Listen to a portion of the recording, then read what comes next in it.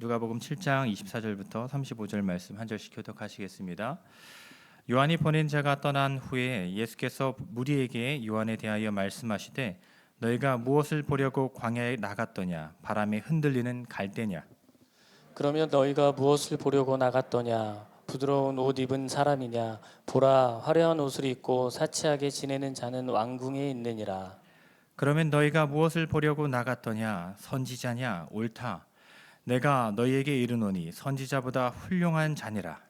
기록된 바 보라, 내가 내 사자를 내 앞에 보내노니 그가 내 앞에서 내 길을 준비하리라 한 것이 이 사람에 대한 말씀이라. 내가 너희에게 말하노니 여자가 낳은 자 중에 요한보다 큰 자가 없도다. 그러나 하나님 나라에서는 극히 작은 자라도 그보다 크니라 하시니라. 모든 백성과 세리들은 이미 요한의 세례를 받은지라 이 말씀을 듣고 하나님을 의롭다 하되 바리새인과 율법 교사들은 그의 세례를 받지 아니하므로 그들 자신을 위한 하나님의 뜻을 저버리느니라. 또 이르시되 이 세대의 사람을 무엇으로 비유할까? 무엇과 같은가? 비유하건대 아이들이 장터에 앉아 서로 불러 이르되 우리가 너희를 향하여 피리를 불어도 너희가 춤추지 않고 우리가 곡하여도 너희가 울지 아니하였다 함과 같도다. 세례 요한이 와서 떡도 먹지 아니하며 포도주도 마시지 아니하매 너희 말이 귀신이 들렸다 하더니 인자는 와서 먹고 마심에 너희 말이 보라 먹기를 탐하고 포도주를 즐기는 사람이요 세리와 죄인의 친구로다 하니 지혜는 자기의 모든 자녀로 인하여 옳다함을 얻느니라. 아멘. 할렐루야. 어느덧 여름의 모든 사역이 끝나고 8월 마지막 주 수요일이 되었습니다. 시간 참 빠릅니다. 그렇죠? 여름 모든 사역을 위해서 기도와 섬김으로 헌신해 주신 모든 분들께 감사의 말씀을 드립니다. 또한 우리의 모든 사역을 받으시기에 합당하신 하나님께 온전한 영광을 드리길 원합니다. 이 저녁 제가 어떠한 말로 인사를 나눌까 하다가 옆 사람과 함께 즐겁고 기쁜 마음으로 한번 나눠보길 원합니다. 여름 곧 끝납니다. 또 이렇게 얘기해 볼까요? 내일도 덥답니다. 네, 여름 곧 끝날 겁니다. 여름이 끝나면 또 가을이 오고 또 겨울이 옵니다. 하나님께서 우리에게 주신 지혜로 어떻게 이 세상을 또 살아가며 그 계절에 알맞는 사역을 해야 될지를 고민하며 또 기도하기를 원합니다. 오늘 말씀 제목은 사실 복음에 반응하다, 복음에 알맞게 반응하다라는 제목으로 몇 주간 광고에 나갔을 것입니다. 제가 지난번에 하려고 했던 설교였는데 피치 못한 사정으로 담임 목사님께 큰 잘못을 했지만 정말로 너그러운 마음으로 저에게 쉬게 해주셔서 다시 이 말씀을 갖고 나왔습니다. 정말 이 복음에 믿음으로 반응하다, 알맞게 반응하다라는 제목으로 고심을 했는데요. 많은 자극 속에서 우리가 어떻게 반응해야 될 것이 알맞은 반응일까? 많은 반응이 있기 때문에 어떠한 반응에 우리가 움직여야 될지 몰라 무반응으로 대응하고 있는 세대임을 우리가 다시 한번 생각해보며 이 말씀을 나누려 합니다. 오늘 말씀을 보면 크게 언급된 그룹들이 있는데 큰 그룹으로 세 그룹으로 나누어서 보았습니다.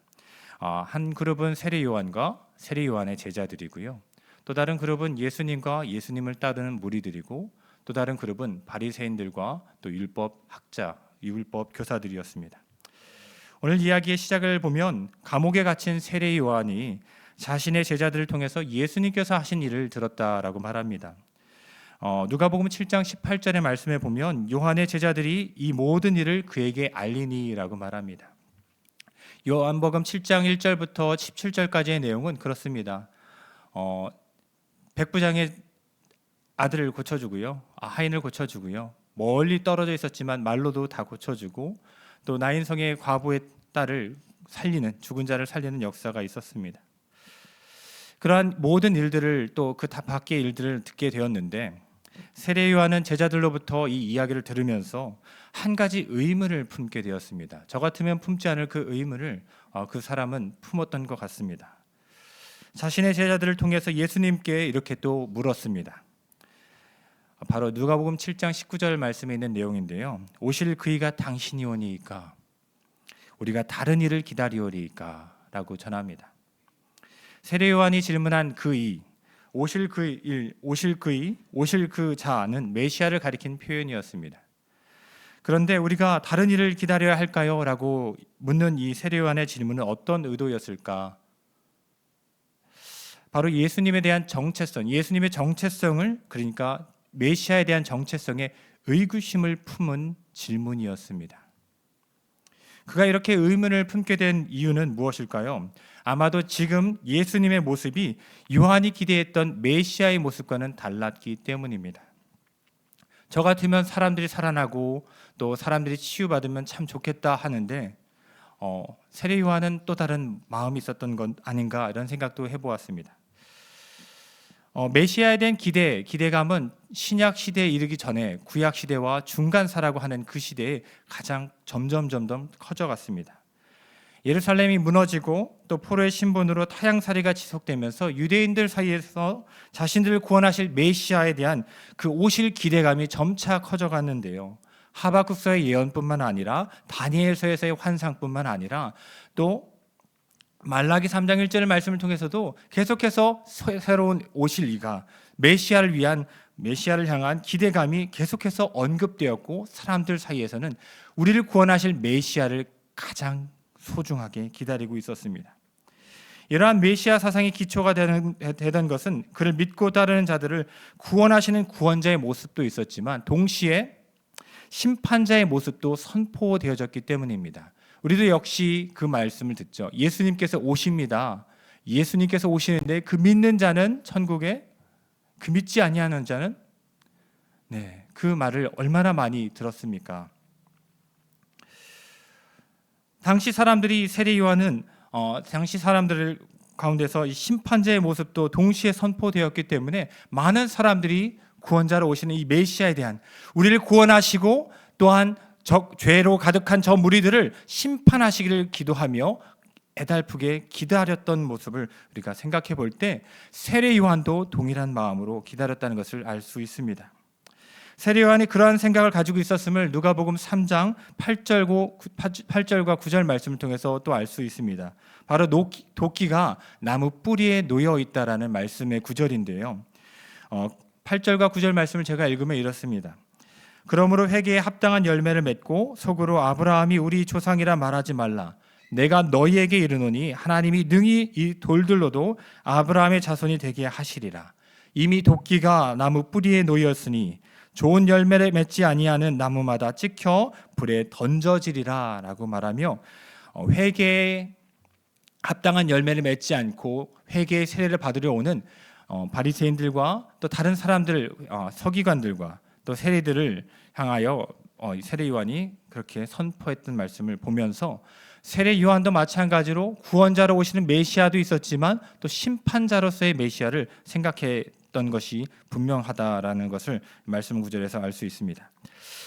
그러나 요한이 의심을 갖게 된 것은 바로 이것 때문인 것 같습니다. 예수님께서 사람들을 치료해 주시고 죽은 자를 살리셨는데 심판자의 면모가 전혀 보이지 않는 거예요. 아마도 세례 요한에게는 그런 의심이 생겼을지 모릅니다. 내가 기다리던 사람이 이분이 맞을까? 정말로 하나님께서 우리를 구원해 주시러 오셨는데 사람들만 구원해 주고 사람들만 치료해 주고 심판자의 모습은 왜 보이지 않으실까? 철천지 원수와 같은 저들은 왜 무너지지 않은 걸까? 변하지 않는 것들을 바라보며 세례 요한도 의심을 품게 되지 않았을까 생각합니다. 그런데요, 예수님께서는 이 세례 요한을 어떻게 묘사했는지를 오늘 성경 말씀을 보면 이렇게 말씀하십니다. 누가복음 7장 28절의 말씀에 보면 예수님께서 이 세례 요한을 여자가 낳은 자 중에 요한보다 큰 자가 없다라고 말씀하셨습니다.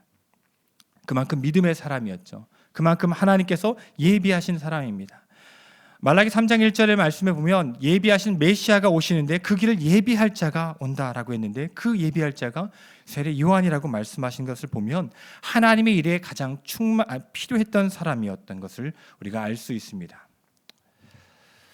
그런 그가 이렇게 흔들리는 모습을 보면서 저는 한 가지 생각을 하게 되었습니다. 나는 세례 요한보다 하나님의 말씀을 잘 알지는 못하지만 내가 알고 듣고 배웠던 그 하나님 말씀, 그래서 형성된 하나님에 대한 이미지가 있는데 그 이미지와 전혀 다르게 나에게 다가오시면 나는 어떻게 반응할 것인가였습니다. 쉽게 말해서 이 세상을 살아가다 보면서 하나님의 말씀을 잘 따르고 살아가는데 하나님, 정말 하나님 계시다면 어떻게 이러한 일이 일어날 수 있습니까? 라는 그 상황 속에서 온전히 하나님을 하나님으로 믿을 수 있냐라는 생각을 하게 된 거죠. 여러분, 고민들, 고통들 있으셨죠? 있으셨을 거라 생각합니다. 저보다 더 많으셨을 거라 생각합니다. 그런데 그 고민과 고통과 불안과 걱정 속에서 정말 하나님께서 나를 도와주시기를 원하는데 도와주시지 않는 그 상황 속에서 우리는 어떻게 반응해야 할까요? 어떻게 하나님께 대응해야 할까요? 하나님 정말 이런 분이 맞습니까? 라고 생각 들지 않을까요? 세례 요한도 이런 것이 아니었을까 생각합니다. 그가 감옥에 갇혀 있었다고 말씀드렸습니다. 그의 상황은 좋지 않았습니다. 예수님께서 오실 것이고 그 내가 기다렸던, 내가 예비했던 그 말씀대로 하나님께서 메시아를 보내주셔서 그 일을 하실 거라 생각했는데 내가 알고 있던 그 하나님, 예수님, 그 메시아가 내가 알던 것과는 좀 다른 방향으로 하나님의 말씀을 선포하실 때, 펼쳐주실 때 정말 이분이 맞을까? 흔들리지 않을까요? 이 흔들림이 절대로 잘못은 아니라는 것을 오늘 말씀을 통해서 전하고 싶습니다. 보이는 것이 전부라는 세대 속에서 보이지 않는 하나님을 변함없이 믿는다는 것 정말 쉬운 일 아닙니다. 교회 안에서 생활하고 오랫동안 말씀을 묵상했다고 자부하면서 스스로 할 수 있어 예수님 믿어 라고 말하지만 정말로 믿어지지 않을 때가 얼마나 많습니까? 눈앞의 시험과 어려움 속에 흔들릴 수밖에 없는 나약한 존재로 제 자신은 또 요한보다 더 크게 흔들릴 수밖에 없다라는 결론에 다다랐습니다. 그런데 그것이 잘못이 아니고 그것이 절대로 잘못된 것이 아님을 오늘 말씀을 나누기 원합니다. 이 땅을 살아가다 보면 때론 내가 이해한 하나님이 전부라고 믿고 살아갈 때가 부지기수입니다. 그런데 때로는 우리의 잘못된 믿음과 신념을 지키기 위해서 하나님을 왜곡하고 나의 행동을 정당화하기 위해서, 나의 생각을 정당화하기 위해서 하나님을 바꿔버리는 것보다 이 의심을 갖고 세례 요한처럼 예수님께 사람을 보내요, 제자들을 보내요 묻는 그 진지함이 우리에게 정말로 필요한 것임을 다시 한번 생각해 보길 원합니다. 우리는 이 땅을 살아가면서 의심할 수 있습니다. 흔들릴 수 있습니다. 무너질 수 있습니다. 무너질 것 같은 위기가 펼쳐집니다. 그러나 그 상황 속에서 우리가 정말로 어떻게 해야 되는지를 오늘 세례 요한을 통해서 알 수 있습니다. 바로 하나님께 묻는 물음입니다. 기도입니다. 정말로 보고 듣고 어려운 그 상황 속에서 온전한 나의 생각으로는 하나님이 하시는 일이 이해가 안 될 때가 태반입니다. 그리고 그러한 삶의 환경과 일들 속에서 한계가 명확한 우리 자신은 하나님의 모든 계획과 그 뜻을 다 이해하기란 불가능합니다. 그러나 우리에게 다행인 것은 바로 우리는 율법의 시대가 아닌 예수님 이후인 바로 하나님 나라에 살고 있다라는, 하나님 나라 시대에 살고 있다는 사실이 우리를 불행 속으로 이끄는 것이 아니라 소망으로 이끌어주는 사실을 기억하길 바랍니다. 누가복음 7장 27절로 28절 말씀에 예수님께서 이러한 세례 요한을 어떻게 설명하는지 다시 한번 보길 원합니다. 누가복음 7장 27절부터 28절 말씀입니다. 기록된 바 보라, 내가 내 사자를 내 앞에 보내노니 그가 내 앞에서 내 길을 준비하리라 한 것이 이 사람에 대한 말씀이라. 내가 너희에게 말하노니 여자가 낳은 자 중에 요한보다 큰 자가 없도다. 그러나 하나님 나라에서는 극히 작은 자라도 그보다 크니라 하시니. 예수님 오심을 준비하던 세례 요한은 하나님 나라 이전 시대, 즉 옛사람이 속한 사람 중에서 가장 위대한 사람이라고 말씀하십니다. 율법이 가득했던 그 시대 속에서 정말로 하나님을 증거하고 하나님의 오심을, 메시아 오심을 준비했던 가장 위대한 사람이라고 말합니다. 그러면서 예수님께서 하신 말씀, 바로 예수님께서 오시면서 시작된 새 시대, 하나님 나라의 시대에서는 하나님 나라에 살고 있는 모든 사람들은 그보다 크다라고 말씀하시는 거죠.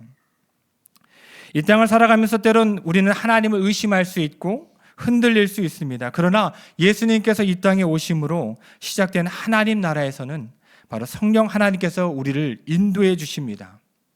그렇기 때문에 우리가 다행인 것입니다.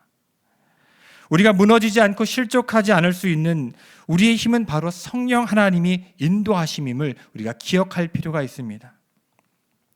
예수님께서 우리와 동일한 육신을 입고 이 땅에 사시면서 시험을 받으셨다고 히브리서 4장 15절 말씀에 히브리서 기자가 우리에게 말합니다.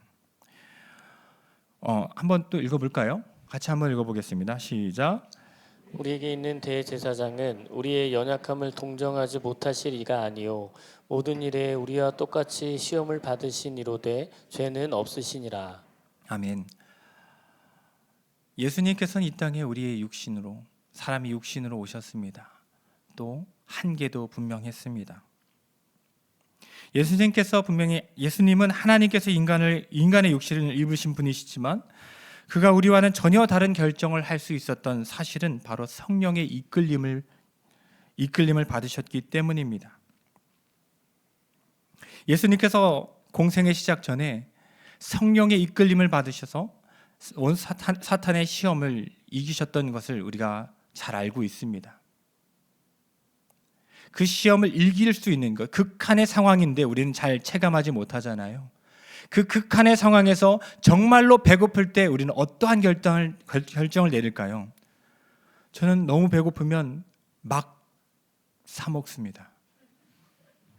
그리고 짜증도 엄청 심해집니다. 여러분, 제가 짜증내는 거 잘 못 보셔서 다행이라고 생각합니다. 보시면 배고파서 그런가 보다 안쓰럽게 생각해 주시길 바랍니다. 정말로 배고프고 힘들고 어렵고 극한의 상황 속에서 우리는 정말로 하나님을 선택할 수 있을까? 내 집이 풍비박산나고 내 집이 떠나가지고 내가 믿던 자산과 학력과 재산이 다 사라져도 우리는 하나님을 선택할 수 있을까? 쉽지 않은 결정입니다. 정말로 어렵습니다. 어음을 막아야 된다. 빚을 갚아야 된다.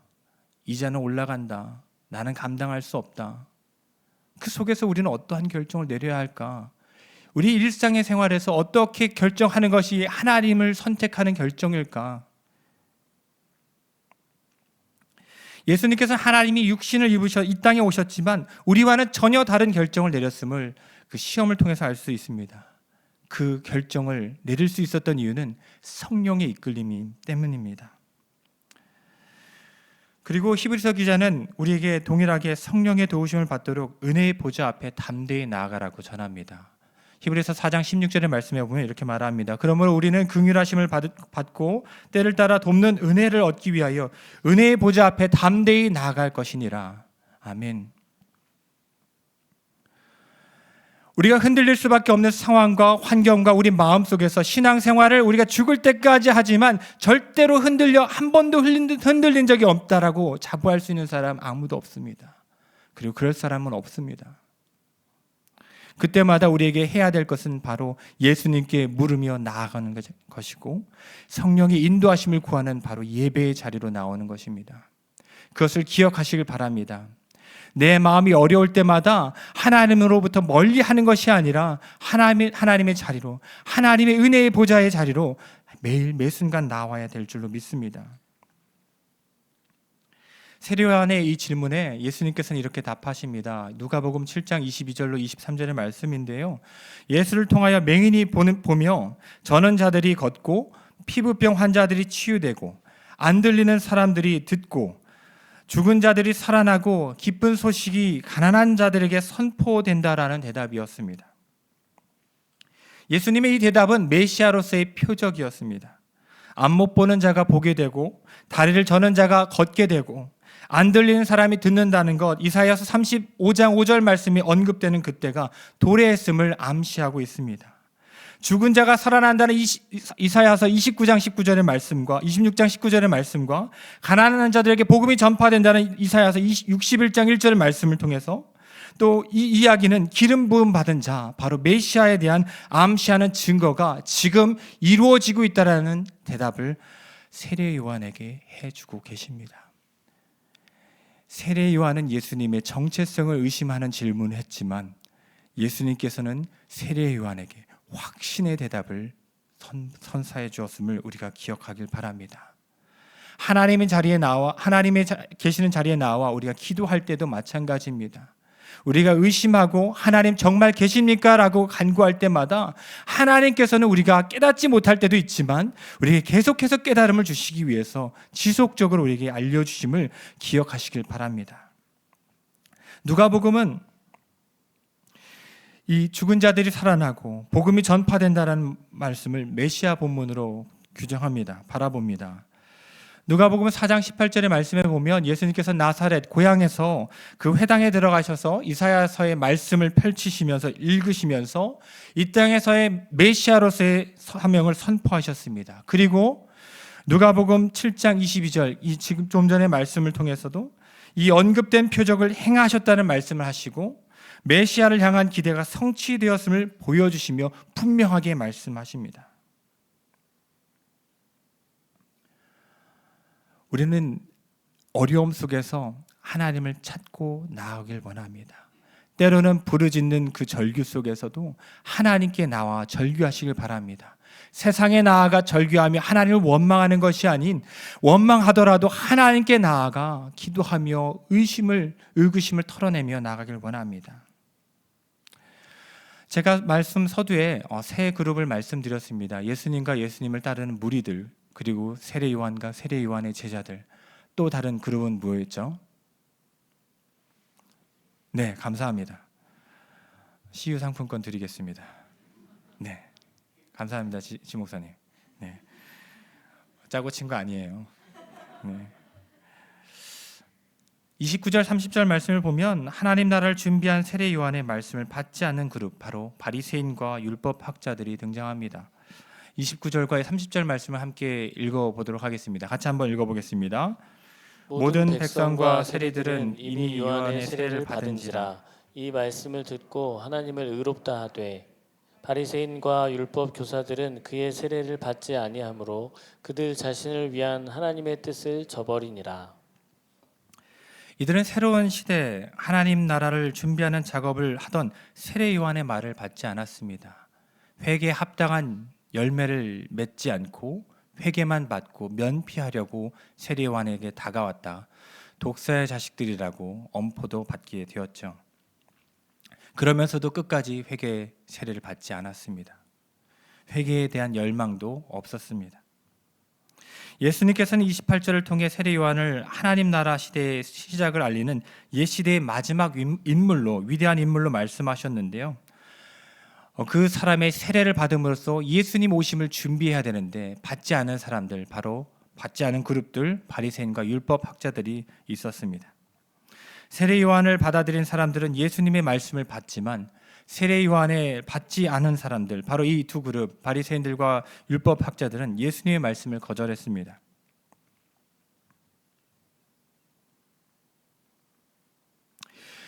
이 경건하다고 말하는 이 종교인들, 바리새파와 또 성경의 전문가인 이 율법 학자들이 세례 요한과 예수님을 받지 않은 이유는 무엇일까요? 오만하기 때문에? 겸손하지 않기 때문에? 자신들이 틀리지 않았다고 생각했기 때문이, 바로 오만하다, 겸손하다, 그 말에 쉬운 말로 하면 자신이 틀리지 않았다, 나는 맞고 너희는 틀리다라는 생각으로 가득 차 있기 때문이었을 것 같습니다. 먼저 세례 요한의 세례는 회개의 세례였습니다. 회개, 즉 마음을 바꾸는 것입니다. 내가 있던 곳에서 돌아오는 것, 돌이키는 것, 그것이 회개입니다. 내가 틀렸다라고 인정하는 것, 그것이 회개입니다. 하나님이 맞다라고 고백하는 것, 그것이 바로 회개입니다. 이들 자신들은 자신의 사고 방식과 지식이 옳다고 확신했기 때문에 잘못된 믿음이 너무 강해서 새로운 생각을 받아들일 수 없었습니다. 우리 마음속에 이미 답을 정해놓고 다른 답은 필요 없다는 것처럼 거부하는 확증 편향적인 생각 때문에 이들은 예수님이 정말로 오셨음에도 불구하고 내가 생각했던 예수님이 아니기 때문에 전혀 받아들이지 않았습니다. 메시아가 오셨음에도 불구하고 우리가 기대하던 메시아가 아님을 확정하고 거부했습니다. 이러한 마음이 우리에게 있는지 한번 돌이켜 보길 원합니다. 우리가 바리새파적인 경향에 빠지게 되면 예수님께서 재림하신 후에도 아무리 말씀을 하셔도 우리의 생각과 다르다고 거절할 것입니다. 세례 요한은 흔들렸지만 예수님께 물음을 통해서 다시 확신을 갖고 살았을 거라 저는 생각합니다. 그러나 완고한 사고방식을 고수한 것이 믿음인 것처럼 또 그렇게 착각하고 살아간다면 오히려 우리가 믿음이라고 착각하는 잘못된 확신 때문에 예수님을 받아들이지 못할 수가 있습니다. 나는 항상 틀릴 수 있습니다. 나는 항상 잘못될 수 있습니다. 그러니 성령 하나님, 나를 인도하여 주옵소서. 항상 말씀을 구하고 항상 기도하며 말씀 앞에서 겸손하게 나아가야 될 줄로 믿습니다. 우리의 고집이 믿음이라고 착각하는 순간 우리는 복음에 반응할 수 없게 됩니다. 우리의 고집이 믿음이라고 착각하는 순간 예수님을 거절하게 됩니다. 저는 이번 연합수련회, 청년부 연합수련을 준비하면서 얼마나 하나님께서 위대하신지를 깨닫게 되었습니다. 하남시에 있는 하남 153 교회와 연합해서 준비를 했는데요. 4월달 초부터 만났습니다. 우리가 필요한 것들, 각 교회가 원하는 것들, 중점적으로 생각하는 것들, 하나님을 만나기 위해서 중요하다고 생각하는 것들을 나누는데 하나부터 10까지 쉽게 넘어간 적이 없었습니다. 정말 대단하죠. 서로 양보하고 서로 나누고 29개 교회에서 나눠진 교회인데도 불구하고 그랬습니다. 너무나도 다른데 이 다름 속에서 하나님은 다 포용하고 계시구나. 제가 영국에 살 때도 그랬고요. 필리핀에 살 때도 그랬고요. 또 미국에 살 때도 그랬고요. 전혀 다른 스탠다드를 갖고 있고 기준을 갖고 있고 삶의 가정, 예수님을 집중하며 바라보는 것이 다른 중심을 갖고 있는데도 불구하고 그리스도라는 한 이름 안에 한 형제요 자매라 모여 있는 것을 바라보면서 하나님께서 정말로 위대하시구나. 이 모든 사람들을 포용하고 계시구나. 또 내가 알고 있는 지식이 정말로 제한된 것이구나 라는 것을 깨닫게 되었습니다. 우리의 고집과 우리가 맞다라고 생각하는 것들이 꼭 맞지 않고 있음을 기억하길 바랍니다.